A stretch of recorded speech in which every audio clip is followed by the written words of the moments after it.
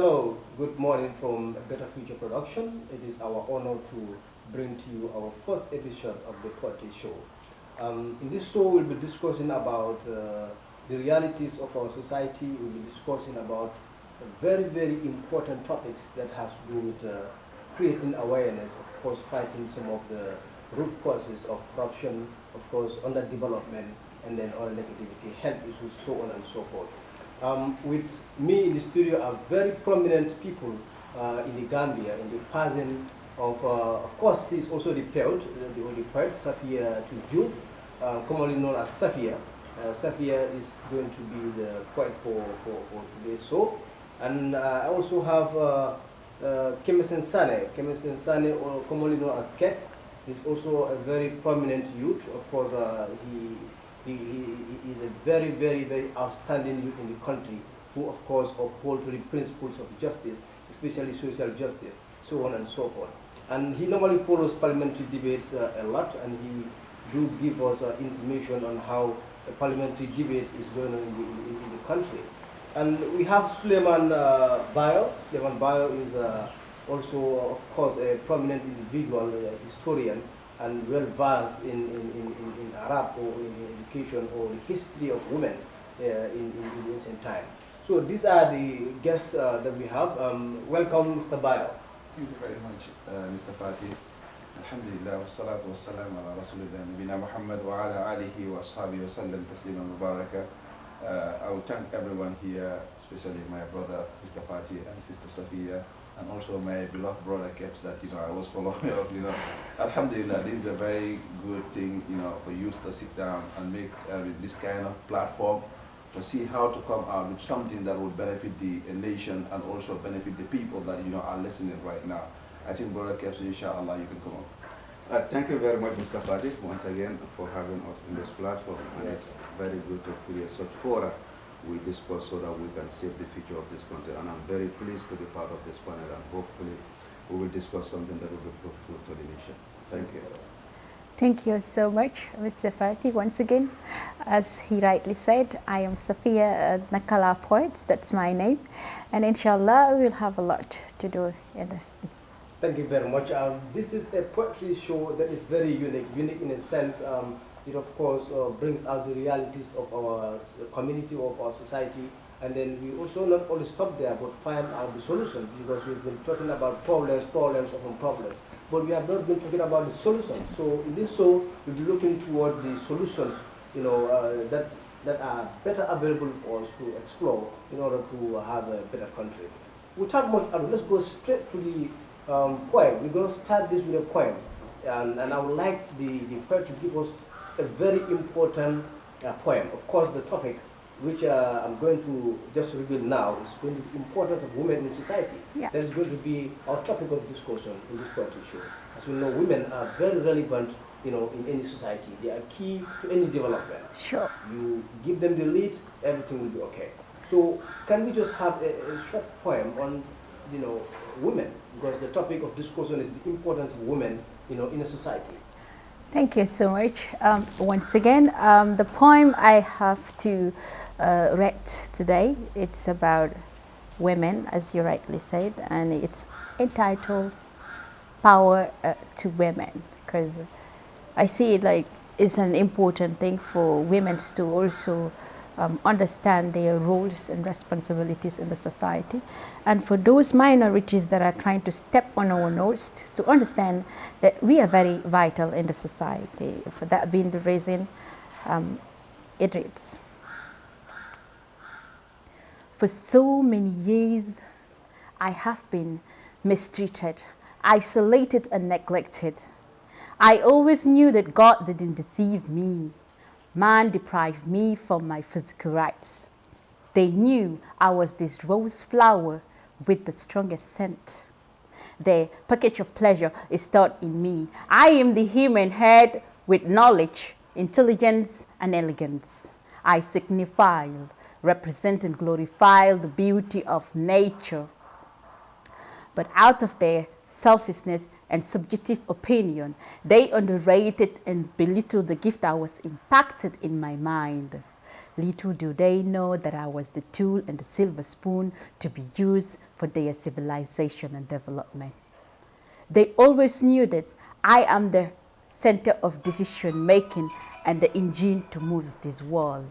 A veritable shining sun in splendor, from whose light proceeds the rays of all kinds of light. I am like a running water of truth, like the surely sea. I am the clearest, the most manifest being. I am the one whose love raises man to the heaven and make him shine in purity and virtue. I am the conservator of man in all his service and gifts, and man will never be complete without me.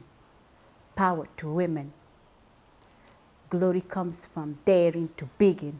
Buried in my 50-50 war, I am striving to be successful, respected, and valued, known to be above man and equal in strength. Standing firm on their key positions, they manage high positions that the men fail to advance on. Everywhere in the world, trustworthy, effective leadership branded our names. No wonder we gave birth to every successful man. Power to women. I can close it here. Thank you very much. Safiya, this is a very powerful point. What can you share with us about this point? Why do you bring this point, Safiya? It's a very powerful point. Yes. Very, very, very captivating. Nevertheless, I sat down one night to look at how we are into the society and looking at like how some of these minority men think of us when it comes to women's rights. Because I noticed that some of these women, they didn't actually understand what their rights are when it comes to their society, their marriage life, you know, when it comes to even their parents. And some take that as an advantage to tamper with them and do some certain kind of stuff to them, which is not okay. And I said, why not I write about something that people will listen and actually get a message out of it, because it's very vital for us to understand our responsibilities in the society. And I didn't read the entire poem anyway, I cut it short because of the time. But inside the poem, I'm trying to bring in history. And that is back in history, during the Arabs era, I was a shame, a disgrace, a disaster, and misfortune to a family. In the Indian era, my lifespan stopped on the day my husband died. The Romans concluded that I was the most useless and the most reckless being. They parried me as prostitute and only thought that I was perfect to be a housewife. The black African never gave me the courage for my voice to be heard, and the best school I was allowed to attend was the kitchen. In my wall of voice, Jigen Baham say one Topoton Jabot Nenko Hame. Lately they have realized that I am the center of decision making and the engine to move this world. Yes. This is what brings me to the point. Thank you very much. We've had this powerful point. What can you share with us? I'm just overwhelmed. I'm just inspired from the words I heard from my sister.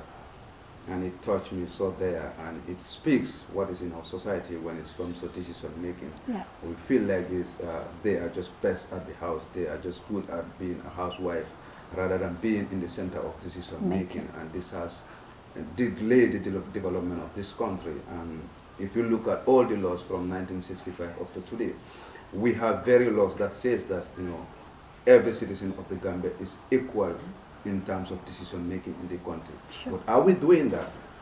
We will even make laws and make sure that we discriminate the women, refuse to put them in the decision making. Even you go to our parliament today, just take an example. You have only 4 representatives of the women community. And these people are the majority. Where is the equality that our law said that every citizen is equal in the decision making? Yeah. But we make this so that we can seize them the opportunity to take the mantle of leadership in this country, to inspire other people to know that their voice is heard, and they have the knowledge like men we have to think and come with innovative issues to develop this country. And we have failed in this and will continue to fail unless we cure this disease of seeing the women as only good in the chicken. It has shown on historical fact that they can even do better than we do. Sure. Historical facts are there. Why putting them in the back seat when we mean development in this country. And from there, you go to the ministry, you can count them 2 or 3 out of 19 ministries. We left them behind. We feel that they are only good in the chicken. And unless we change this decision, we will always, even in our society in terms of education, if I have my family background is not that much strong, I prefer my boy child to go to school, and I said, okay, for you I can afford the school fees, so you have to stay at home. But historical fact, it has shown us that when anything that they get part into, they do it perfectly down way. So unless we change it, the society will be always like this, and they will be just left behind. And unless we put them in the center stage of decision making, at the end of the day, we will not have a fair society. And a fair society is in injustice. And any injustice, we should all speak against it. And for me, it's ever been my advocate that, for 54 years, we never even have a female presidential candidate in this country. Why? Are we saying that we don't have capable people to man that? That's wrong. We have them. But we are not giving them the opportunity to showcase their talent in the center stage. And unless we cure this, we will just live in a life that whereby we will discriminate our fellow citizens for the right that have been obtained by our laws that we have approved in Parliament, that every citizen of this country is equal.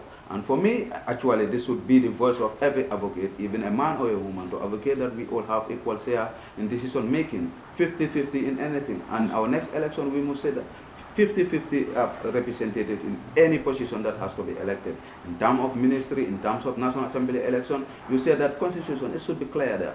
You must have 50% women represented, you have 50% men represented. And we make sure that, for some of the areas we say it must be. At least 50% must be in the parliament, both men and women. You go to the ministry, but it has to be equal there. Then we will know that our society is fair, our society has started treating people equally, and we have to showcase this talent of the women so that we'll move this country forward. Thank you very much, Kitsane. These are one of the points. Mr. Bayo, we've heard from two people already. What can you share with us concerning the history of women? Well, alhamdulillah, wassalatu wassalamu ala rasulillah. First of all, I would say Sister Safia has already touched something very significant in the life of women. First of all, I will start with what Allah has started with. For society to stand, for society to be successful, you have to get women by side of men. That's why when Allah subhanahu wa ta'ala created Adam alayhi salatu wasalam, could not give anything, could not bring out anything more important, more significant, more helpful than a woman. And take the woman from the man himself. وَمِنْ آيَاتِهِ أَنْ خَلَقَ لَكُمْ أَزْوَاجًا. He created this woman from a man himself. Allah could have gone some side and create woman from that thing. But this one is from you. And you cannot do anything without this one. You cannot go without this one. You cannot stand without this one. You cannot be successful without this one. And he has so revealed that in Quran again. When you go to the case of Musa and Yusuf, you will see that the decision of making, women have to be in the center of decision making. If they are not there, nothing can go. In Fir'aun's case, Fir'aun saw Musa as a threat. This baby is the baby that they were saying that will destroy my kingdom. But because of women are coming to take part, the wife said, قُرَّةُ أَعْيُنِ لِي لَا تَقْتُلُوهُ عَسَىٰ أَنْ يَنْفَعَنَا أَوْ نَتَّخِذَهُ وَلَدًا. Don't kill this guy. Don't kill this guy. Leave it here. So ulamas are saying that as far as women are the one that are taking decision in the country or at home, the country will be safe. The family will be safe. But in the other side of Yusuf is the man who took the decision. He said the wife, Akrimi Maswaya. Akrimi Maswaya. Asa an yanfana aw natakhidahu walada. Take care of this boy. Keep him safely. Maybe he can benefit us or we can take him as a son. That one is not a decision of a woman. That's why when the woman has a feeling from the boy, he has to go with it. Because this decision I don't make it. He will not protect it. And something is very important that everybody have to learn from this society. Successful of all the prophets come from the woman. Nabi Sallallahu Alaihi Wasallam could not be successful without Khadija. No point of. Ibrahim cannot be successful without Sarah and Hajar. But why Nuh, their nations failed is because of the two wives of Nuh and Lut. And this case, ulamas are saying, Ibn Kathir said, that Tabrani said, they said not that this women they were fornicating or something like, but they were not part of decision making. They were not part of this society that was making decision. because they neglect them. They were not talking with them. But Nabi is a different person. He was talking to Khadija. He was talking to Aisha. And Safiya said one thing also. We think that women have to be only in kitchen.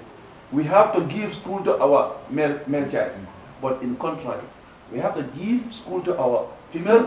Then Nabi Sallallahu taught Aisha more than what he taught Abdullah ibn Umar, Abdullah ibn Abbas. Why? Because women are more protective than men. When he was going, he said, take half of your deen from this lady. Take half of your deen. Mean, I taught you only half of Islam. The other half you can learn from women. That's Aisha radiallahu anha. When Quran was compiled, they kept it, the first person they give it to was Hafsa bint Umar ibn al-Khattab to protect it. So that no man can put anything inside of it. And other decision comes out like that. I could go back with you with Musa again. When he was in mission from Fir'aun to Su'aib. Daughters are very important. So many parents today are neglecting their intelligent daughters at home, in their businesses, in their work problems, in the family issues. They said, it's just a daughter, let us put it there. You bring in your son in the decision making. Your son can be selfish. We don't care. We believe that tomorrow I will have my own. But daughter want to protect everything. I will stand there to go to even hour. Many ustaz you will have them, they will say that Awa is the one who made Adam to fail in Jannah because he was so tempted when they told her. No, the tafsir of ayah is different thing. It means Awa was more protective. When he saw the beauty of Jannah and the things in Jannah, she was so jealous that I don't want us to go out of this place. That's why she pushed Adam to do what he did, because he wanted to protect that society, to live in Jannah. But the decision was Allah. The decision of Allah is they have to go out of Jannah. So this was case what I was telling you. When the daughter saw Musa and saw the strength of Musa and saw what Musa can do, she went back to the father. Oh my dad, I saw someone who can be helpful in your business, in your workshop, in your telecommunication, in your this, in your that. One thing I dislike from our society, all the labor job we give it to women. Garden women have to go. All the native job women have to do it. Even in the street, you bring the product, women have to be working in the street selling it. No, they have to be kept at the office.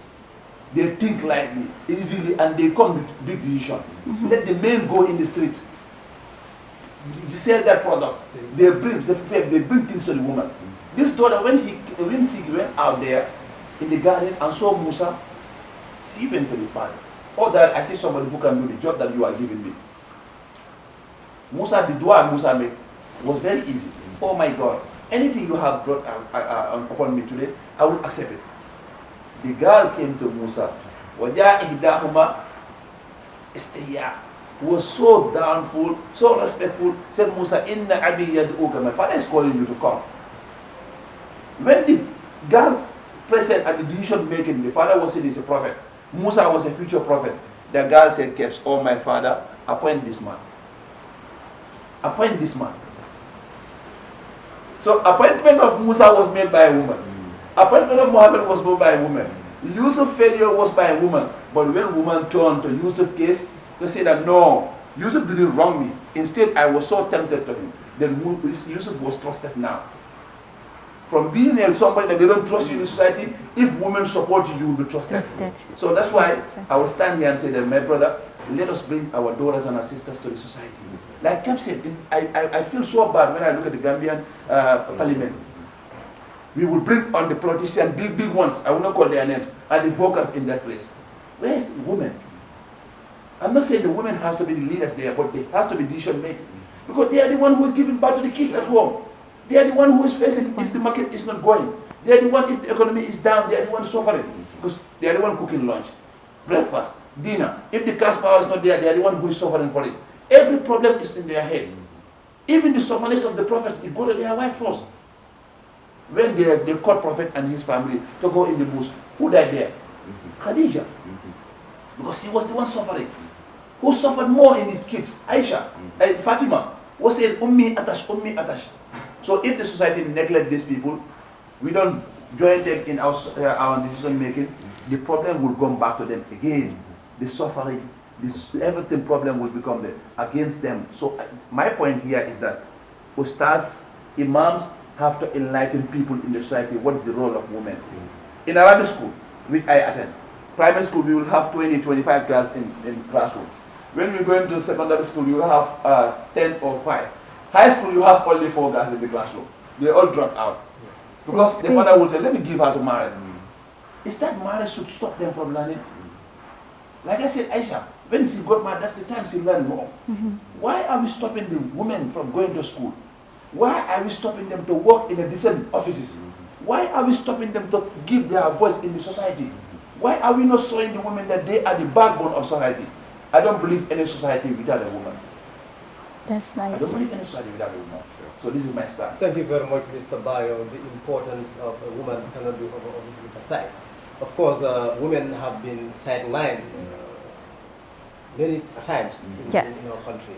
And it is high time that we, of course, value their efforts and that we value their capabilities. They are capable to transform a nation from a third world to a first world nation.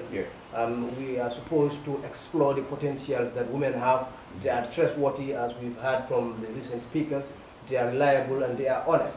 So we've talked about so many issues affecting women. Of course, these are also classified under violence against women, because if you look at forced marriage, early marriage, it's a violation against women, which of course the United Nations and any other country is advocating, to stop.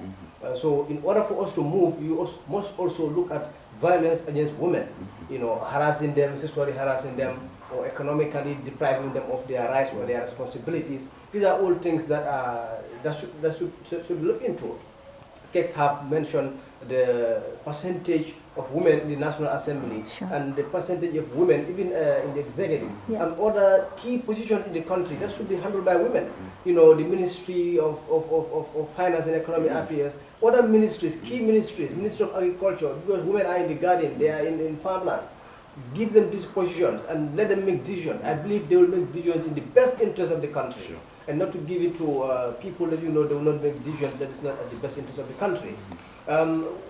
Now, what solution? What are some of the solutions do you think available to us, Safia? What do you think will be the solution? To have women recognize their importance recognized in this country.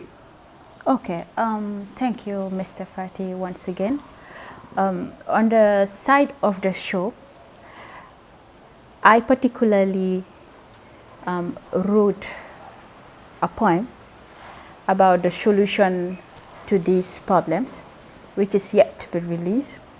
But then again, you made mention of one portion, that is sexual harassment side, that remind me of my poem, which I can just touch again.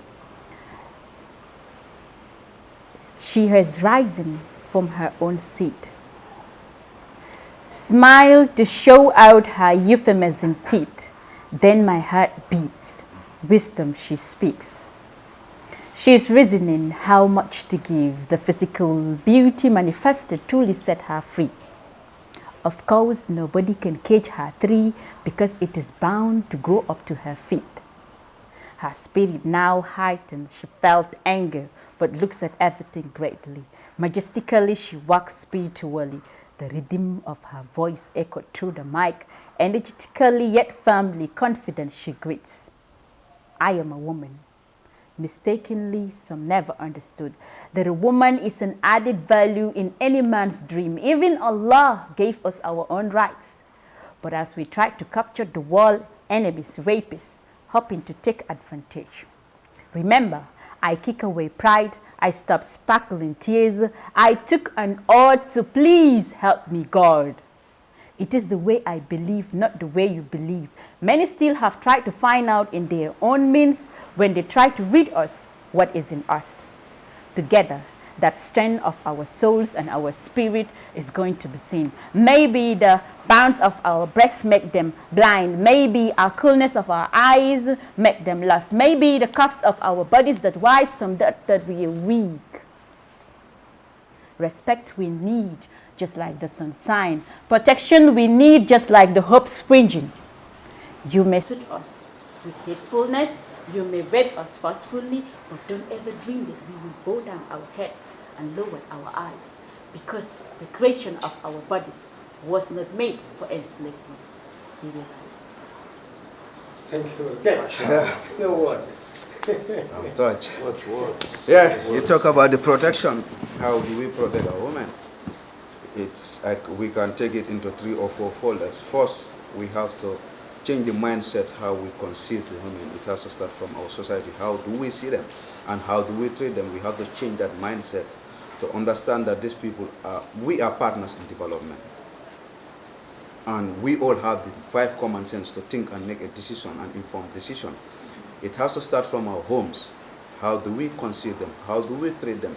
Do we share things with them equally like our main partners? Moving forward to the laws that we enact in this country, we have to make entrenched laws that will give equal right to a woman, equal right to a man. That is the executive decision into the National Assembly. We have to now put this law there so that we have equal share of national cake, equal share of decision making, equal shares of anything that has to move the society. You go back, you look, they live with the realities of our country in terms of how to manage a country. There's no different how to manage a country. At our house, they manage the daily affairs of our country. And these are the examples that transfer to the how you run a state in terms of how you manage. That's how you manage your budget when it comes to the state. You give them the first money and everything to manage the daily meal of a family. If somebody is capable of doing that, that person is capable of managing the national budget, why can't you make him the budget director? How do you grow up children to give them the values in society? How to be respectful in society? Why can't you make them the chiefs? Even the Supreme Islamic Council leaders. You go to all the levels of society so that they will give those mindsets that they are training the children, so that they will grow up with those values. So it has to go back to the laws that we enact. We make sure that they are fully represented equally, and they are taking the man of leadership in any various decision making that we are taking in this country. And unless we do that, we will not have the potential, and we have a society that is not fair, because they have the sympathy. You live with the children. The moment you give him those values, those are the things that he will grow up with, and when he takes those responsibilities in the society, he will grow up with the values that you are teaching him. But if you can give me and entrust me with the wealth as a husband to manage the family, but you cannot entrust me to take the demands of this country to save the future of this country, that we all believe in, then we are not fair to ourselves. But knowing in our homes that we believe in them, we give them all the responsibility. But when it comes to decision making, we say, no, they are not capable, they are only good in the house. Is that a just society? You cannot have a fair society unless you teach people based on the competence and the quality and the service that they can deliver to the potential that they can give back to the society. And this is what Gambia has been lacking for 54 years. We are not utilizing the potentials of our women. But we rather feel that they are not capable of making decisions. But let's take an example from the records of those people who have man position. Go and look at their track records compared to the man partners. You will see that their track records are perfect. You go to our court system, the ministers that have been sacked, prostituted, you look at the percentage and compare to the main partners. You have seen vice president have been here for almost the 22 years of Yaya Jammeh. How many men ministers has been prostituted because of mismanagement and other things? The moment you entrust with them, they take it as their own property and make sure that they safeguard it and protect it to protect their integrity. So they are people of trustworthy. So why are we leaving them in decision making? And unless we change this, we will not have a society that is fair, and we will not be treating them equally. That means that we are not protecting their rights as a person. You wanted to say something, Safia, right? Not much, because right now I can give the floor to Suleiman. Okay, Mr. Bayo.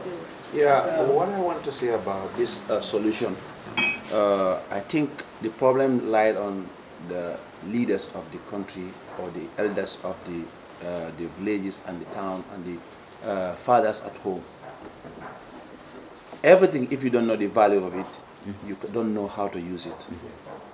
I think we are lacking behind when it comes to valuing the women and know what's their potential. We don't know it. Like he was saying, in many decisions, I could say this here, if we have time, it comes from women. Sulu Udaybiyah is just a big lesson that every person has to learn, be it a Christian or Muslim. When Sahabas have full hope to go back to Mecca, after so many years they were sent to Medina. They are coming back to enter there, the Meccans stopped there. Nabi came out with the respect Sahaba have for him, the love they have for him. When he said, you guys do this, they don't listen to him because they were angry. If not the wife, the Ummah would have been scattered that day. Then we will say women save Islam in many ways. Salma came to Nabi and said, why are you so fraudulent? Say, because I give them my order, they don't want to do it. Say, you know what? You first go and take off your hair. When you do it, they will follow you. Any president who wants to be successful, or any father who wants to be successful, listens to your wife and your kids at home, your daughters at home. Let them help you to make decisions. When you go out, I believe that failure of many African presidents come out of their wives. Because all what they do to their wives is that you give them a lot of money, you open door for them to go out, to sell, to bring things. You don't make decision with them. The hard decision, the hard fact comes out of your wife. But she doesn't want to lose that position. If you give her the room to make decision with you, always he will point out, please try to make peace with people outside there. Because if they go against you, my children will be in danger. But the problem I said, to me, what I see is that we are lacking behind to realize their potential and their position. If we don't go back and change that mentality from home, we used seeing that our sisters are just sisters there. We don't value them as somebody who has to direct me, or my mother has to be one that direct me, or my colleague, female officer has to direct me. Then we will not see the truth and we will not find the solution to our problems. The solution lies on women. Let us go back with women. They cannot be a leader like Imam, yeah, like he's a Super Islamic Council leader. No, they can be even Super Islamic Council leader. Even that's not the Imam position. Yeah. They cannot be Amir, but they could be Super Islamic Council leader. That's not a problem. That's just a simple position. But they cannot be Imam. You know. In the masjid, they cannot lead, but they can be decision making. They can be leader in decision making. Their decision can be heard, and we can take their point of view and rule on it, and it will help us, inshallah. One of the key words, or some of the key words that are mentioned, is we must create awareness in the society in regards to the importance of women. We must also involve them in decision making processes. We of course need to apportion a good percentage of women representation, in the executive, in National Assembly, and other avenues. So I'll just close this whole show with a poem. But before then, I'll just give you 1 minute each to wrap up your final words, to the public, maybe within 20 seconds. So, Mr. Bayo. Okay. The point I want to raise here, I am not a politician. I don't. If I say I'm not a politician, I mean that I don't go with the political parties, but I follow all their activities. I want Gambian political leaders and their parties to sit down with the various women inside their parties. Let the women start making decisions. Because I think the failure of this country lies on a man. Male always go with their heart, not with their mind. Women think vast than men. Simple example, Yaya Jammeh, the woman is the one who took him out here. And if Barrow want to go out, let him go against the women. He will be out of here. So anybody who wants to be successful in this country, let's put women in the middle of our sword. Inshallah. Thank you very much. Yes. I said, Gambia, let's change our mindset and give an equal fair share to the women in every aspect of life to make decisions, and this forum has to continue that. Let the women also take the mantle of leadership, know that they are part of society and they can change the mindset of this country. Let them vie in for positions. Any position that is going on, let them know that they can do it. Now, sometimes leadership is not something that imposed on people, but you have to take responsibility. I'm calling on these women to use this opportunity and take the mantle of leadership of this country so that together we can build a better nation that we all can be proud of. Thank you very much. Safia, your final words. I'm buried in my 50-50 war. I am striving to be successful, respected, and valued, not to be above man or equal in strength. Thank you. Once again, you can join us. Thank you very much. That is all we have for you in this edition of the Poetry Show. Until we come your way next week on a different topic, please subscribe to our YouTube channel and Facebook. Follow us on Facebook, Instagram, and Twitter. We have more of exciting topics in this Poetry Show. Sure. It's going to be a very unique show for the Gambia and the stakeholders. Thank you very much.